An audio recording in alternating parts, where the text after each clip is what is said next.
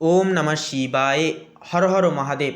নমস্কার প্রিয় দর্শক বন্ধুগণ, বৃষ রাশি তথা বৃষ লগ্নের জাতক এবং জাতিকাদের ক্ষেত্রে এই চলরত ফেব্রুয়ারি মাসের 13ই ফেব্রুয়ারি থেকে 17ই ফেব্রুয়ারি এই যে সময়কালটি বৃষ লগ্নের জাতক জাতিকাদের ক্ষেত্রে অভাবনীয় পরিবর্তনের সময় হবে। কারণ আপনাদের নবম ঘরে অর্থাৎ ভাগ্যের ঘরে থাকছে উচ্চস্থ অবস্থায় মঙ্গল এবং আপনাদের দশম ঘরে থাকছে বুধ, শুক্র, সূর্য এবং রাহুর এক বিরল চতুর্গ্রহী সমাবেশ। এছাড়াও আপনাদের একাদশ ঘরে থাকছে শনি মহারাজ। তো বন্ধুরা, বর্তমান এরূপ গ্রহের অবস্থানকে ভিত্তি করে বলা যেতে পারে এই সময়ে কিন্তু এক রাজকীয় বিশেষ পরিবর্তন আপনারা কিন্তু পেয়ে যেতে পারবেন। এই জটিল গ্রহবিন্যাস আপনাদের জীবনে স্থিতিশীলতা বয়ে আনবে। নানান দিক থেকে কিন্তু আপনারা শুভ খবরগুলি জীবনে পেতে পারবেন। তো বিশেষ গুরুত্বপূর্ণ আলোচনা রয়েছে, আপনাদের বলি আজকের এই পর্বটি অবশ্যই সম্পূর্ণরূপে দেখবেন এবং কমেন্ট বক্সে অবশ্যই আপনারা এমত বিষয়ে কেমন কি মতামত আপনাদের এবং কোন কোন বিষয় আপনাদের জানা বাকি থেকে গেল বা ভুল ত্রুটি কোনো কিছু বিষয় নিয়ে থাকলে অবশ্যই কমেন্ট বক্সে আপনারা লিখে জানাবেন।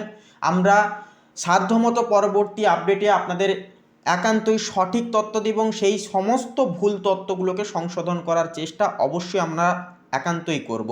এছাড়া বন্ধুরা, নিজেদের ভক্তি জ্ঞাপন করে কমেন্ট বক্সে অবশ্যই লিখে যাবেন হর হর মহাদেব, ওম নমঃ শিবায়।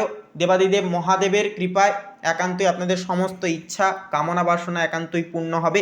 একটি লাইক দিয়ে আমাদের এই চ্যানেলটিকে সাবস্ক্রাইব করে পাশে থাকতে ভুলবেন না। তো সবার প্রথমে আপনাদের বলি পারিবারিক দিকের বিষয় নিয়ে। দেখুন, পারিবারিক বিষয় নিয়ে কিন্তু বলা যেতে পারে এই 13 তারিখ থেকে পুরোপুরি 17ই ফেব্রুয়ারি সময়টি মিশ্র সম্ভাবনায় ঘেরা থাকবে। 13 এবং 14ই ফেব্রুয়ারি চন্দ্রের অবস্থান, যা কিন্তু লক্ষ্য করা যায় এই অবস্থানটিকে ভিত্তি করে পরিবারের সদস্যদের সাথে ছোটোখাটো বিষয় মতপার্থক্য আপনাদের একটা হতে পারে। তবে 15 তারিখ থেকে পরিস্থিতির সম্পূর্ণ আমূল পরিবর্তন ঘটবে।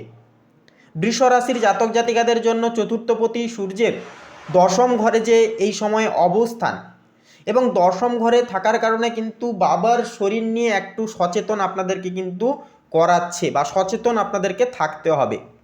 তবে পৈতৃক সম্পত্তি সংক্রান্ত কোনো অমীমাংসিত বিষয় থাকলে তার সুরাহা কিন্তু হয়ে যাওয়ার সম্ভাবনা থাকছে প্রবল। ভাই বোনদের সাথে সম্পর্কের ভিত্তি উন্নতি হবে। যদি কোনো পারিবারিক অনুষ্ঠান করার পরিকল্পনা থেকে থাকে তবে তা 16 বা 17ই ফেব্রুয়ারি এই 2 দিনকে চিহ্নিতকরণ করে যে কোনো একদিনে কিন্তু আপনারা করে ফেলতে পারবেন। বাড়িতে অতিথি সমাগম একটা কিন্তু হতে পারে যা আপনাকে মানসিকভাবে আনন্দিত রাখবে। তবে মনে রাখবেন, রাহুর প্রভাবে মাঝে মাঝে পরিবারের বয়োজ্যেষ্ঠদের সাথে একান্তই তর্কে জড়িয়ে পড়ার একটা সম্ভাবনা কিন্তু থাকে। তাই বলবো ধৈর্য ধরার অর্থাৎ ধৈর্য ধরাই কিন্তু হবে এই সময়ের মূল মন্ত্র তথা বুদ্ধিমানের অন্যতম একটি কাজ। প্রেমের ক্ষেত্রে বলবো এই সপ্তাহটি রোম্যাঞ্চে সম্পূর্ণ ভরপুর থাকবে। সপ্তমপতি মঙ্গল আপনার কিন্তু সম্পূর্ণ নবম ঘরে স্থিত, ফলে একান্তই কর্মক্ষেত্রের কোনো পরিচিত মানুষের সাথে প্রেমের সম্পর্ক গড়ে উঠতে পারে। এমনকি আপনারা নিজেদের ভাগ্যের জোরে কিন্তু কোনো কিছু নতুন ব্যক্তির সাথে কিন্তু আলাপ ইচ্ছা হতে পারে, যা আপনাদের পরবর্তীকালের কিন্তু জীবন সঙ্গী হিসেবে কিন্তু চিহ্নিতকরণ হবে তথা আপনারা কিন্তু কথা সেই সমস্ত দিক থেকে এগোতে পারবেন, এগিয়ে নিয়ে যেতে পারবেন। যারা অবিবাহিত তাদের জন্য এই সময় বিয়ের কথা এগোনোর একটা সময় আসতে চলেছে। আপনাদের জীবনে কিন্তু শুভ সংবাদ প্রাপ্তি একান্তই ঘটবে। দাম্পত্য জীবনে 13 এবং 14ই তারিখ কিছুটা মান অভিমানের পালা চলতে পারে। তা চললেও বলবো বন্ধুরা, 15 তারিখ থেকে রোম্যান্টিকতা অনেকখানি জীবনে বৃদ্ধি পাবে। জীবনসঙ্গীর ভাগ্যে আপনার কোনো আটকে থাকা কাজ একান্তই একটা উদ্ধার হতে পারে। নানান দিক থেকে স্বতঃস্ফূর্ততার দরুন এবং বন্ধু বান্ধব থেকে শুরু করে আপনাদের যে পার্টনারের সহযোগিতা থেকে শুরু করে নানান রকম দিক থেকে সহযোগিতাগুলি এসে পড়ার কারণে আপনারা কিন্তু প্রত্যেকটা কাজকে সম্পূর্ণতা করিয়ে তুলতে পারবেন। তবে এখানে বিষয়টি হচ্ছে একটা বিভ্রান্ত সৃষ্টি করতে পারে রাহু।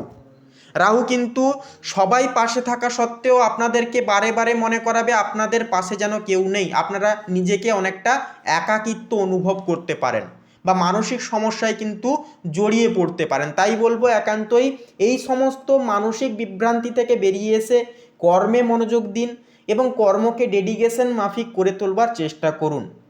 তাছাড়াও 17ই ফেব্রুয়ারি চন্দ্রের অষ্টম ভাব গমনের ফলে সঙ্গীর স্বাস্থ্যের প্রতি খেয়াল রাখাটাও কিন্তু জরুরি হবে। তাই এই সময়কালে অযথা সন্দেহ বা অহেতুক প্রশ্ন করা থেকে বিরত থাকুন, কারণ শুক্রের অবস্থান আপনাকে কিছুটা আবেগপ্রবণও কিন্তু করে তুলতে পারে। কর্মক্ষেত্রে আপনি এই সময়ে অপরাজেয় থাকবেন। আপনার একান্তই এই সময় যে অবস্থান, গ্রহের অবস্থান রাশির সাপেক্ষে লক্ষ্য করা যাবে। সূর্য এবং বুধের সহ অবস্থান থাকছে, যা একটা বিশেষ বৌদ্ধাদিত্য রাজযোগ সৃষ্টি করছে আপনাদের দশম ঘরে।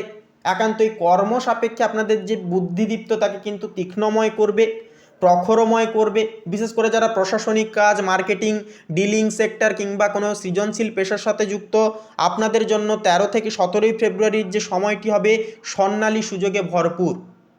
নতুন চাকরির খোঁজ যারা করছেন তারা 16ই ফেব্রুয়ারি বড় কোনো সুখবর পেতে পারেন। পাশাপাশি বস বা ঊর্ধ্বতন কর্মকর্তাদের সুনজরে কিন্তু আপনি থাকতে পারবেন। তবে গ্রহরাজ শনি যেহেতু আপনার দশম ঘরেই অবস্থান করছে, তাই কঠোর পরিশ্রম ছাড়া ফল পাওয়া কিন্তু অনেকখানি কঠিন হবে। তাই বলবো এই সময়কালে শর্টকাট রাস্তা খুঁজতে যাবেন না বা খুঁজবেন না, বা চেষ্টাও পর্যন্ত করবেন না। যারা ব্যবসার সাথে যুক্ত, বিশেষ করে লোহা, তেল বা টেকনিক্যাল লাইনে, তাদের মুনাফা বৃদ্ধির প্রবল একটা কিন্তু যোগ রয়েছে এই সময়কালে। আর্থিক দিক থেকে বলবো এই সময়টি বেশ স্থিতিশীল থাকবে। একাদশপতি বৃহস্পতি দ্বিতীয়ভাবে অর্থাৎ মিথুন রাশিতে বক্রী অবস্থায় থাকায় সঞ্চয়ের একটা যোগ তৈরি হচ্ছে, তবে ধীরে ধীরে।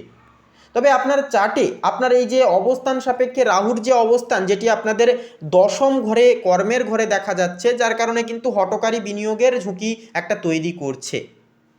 পাশাপাশি 13-14 তারিখে খরচ কিছুটা পরিমাণ কিন্তু একটুকু বেশি হতে পারে, যা আপনার বাজেটে টান দিতে পারে। কিন্তু আবার দেখা যাবে 15 তারিখের পর থেকে পাওনা টাকা ফেরত পাওয়ার একটা সম্ভাবনা আছে। শেয়ার বাজার বা লটারিতে বড় অঙ্কের টাকা একান্তই কিন্তু বিনিয়োগ করবার আগে 17 তারিখ পর্যন্ত অপেক্ষা করা কিন্তু বলবো শ্রেয়জনক হয়ে উঠবে। বন্ধু বান্ধব বা আত্মীয়কে টাকা ধার দেওয়ার আগে দ্বিতীয়বার অবশ্যই ভাবুন, কারণ সেই টাকা ফেরত পেতে কিন্তু বেগ পেতে হতে পারে।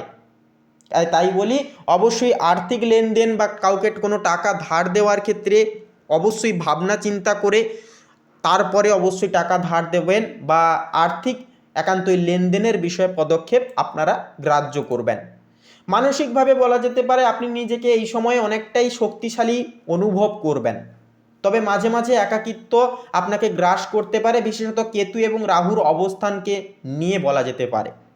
বিশেষ করে 16 তারিখ রাত্রে চন্দ্রের যে অবস্থান সেটা কিন্তু সম্পূর্ণ পরিবর্তন হবে। সপ্তম থেকে অষ্টমে ট্রানজিট করবে। এই ট্রানজিটের ফলে কিন্তু আপনার মনে অজানা কোনো ভয় বা অস্থিরতা কিন্তু একটা কাজ করতে পারে। বৃহস্পতির বক্রী অবস্থান যা আপনাদের দ্বিতীয় ঘরে থাকছে, যার কারণে আপনি হয়তো ভাবছেন কাজগুলো কেন ধীর গতিতে হচ্ছে। এই যে অস্থিরতা কাটাতে প্রতিদিন সকালে অন্তত 10 মিনিট ধ্যান ও প্রাণায়াম করুন। বৃষ রাশির জাতক জাতিকাদের স্বভাবজাত ধৈর্য এবং এই সময় আপনার সবচেয়ে বড় অস্ত্র হবে, অর্থাৎ ধৈর্যই হবে আপনাদের জীবনের মূল মন্ত্র। যতটা ধৈর্য ধরতে পারবেন, যতটা কায়দা কৌশল এবং সঠিক পথে আপনারা কর্ম করে যাবেন ডেডিকেশন মাফিক, ততটাই কিন্তু শুভ ফল বৃষ লগ্নের জাতক জাতিকারা এই সময়কালে পেয়ে যেতে পারবেন। এমনকি কেতু যেহেতু আপনাদের ক্ষেত্রে একটা পজিশনে থাকছে, যার কারণে আধ্যাত্মিক চিন্তাভাবনায় কিন্তু আপনারা প্রলুব্ধ হতে পারেন, অর্থাৎ আধ্যাত্মিকতার দিকে একটা ঝোঁক সেটা কিন্তু অনেকখানি বাড়বে। বৈরাগ্যময় ভাবনা চিন্তা আপনাদের মনে কিন্তু আসতে দেখা যাবে এই সময়। তো বলবো সামগ্রিকভাবে যে 13 থেকে 17 ফেব্রুয়ারি সময়টি বৃষ রাশির জাতক জাতিকাদের উত্থান পতনের মধ্য দিয়ে সাফল্যের একটি পর্যায়ে গিয়ে পৌঁছবে। আপনার গ্রহগত অবস্থান অনুযায়ী পরিশ্রমের মাধ্যমেই আপনি কিন্তু ভাগ্যকে আপনারা জীবনে ফেরাতে পারবেন। প্রতিদিন ভোরে সূর্য প্রণাম করুন। একান্তই শনিবার বলবো কোনো দরিদ্র ব্যক্তিকে কালো তিল বা বস্ত্র দান করুন। নীল বা সাদা রঙের পোশাক বেশি করে এই সময় ব্যবহার করার চেষ্টা করুন। এগুলি কিন্তু দুর্দান্ত ফল হিসেবে আপনাদের জীবনে কার্যকারিতা হয়ে উঠবে। তো বন্ধুরা, আজকের এই পর্বটি কেমন লাগলো কমেন্ট করে অবশ্যই লিখে জানাবেন, এবং ভক্তি জ্ঞাপন করে লিখে যাবেন ওম নমঃ শিবায় হর হর মহাদেব অবশ্যই লিখে যাবেন। আপনাদের সমস্ত মনোবাঞ্ছা, মনের কামনা বাসনা বাবার ইচ্ছায়, বাবার কৃপায় একান্তই পূর্ণতা পাবে। একটি লাইক দিয়ে আমাদের এই চ্যানেলটিকে সাবস্ক্রাইব করে পাশে থাকতে ভুলবেন না। আপনারা ভালো থাকুন, সুস্থ এবং সচেতন থাকুন। নমস্কার।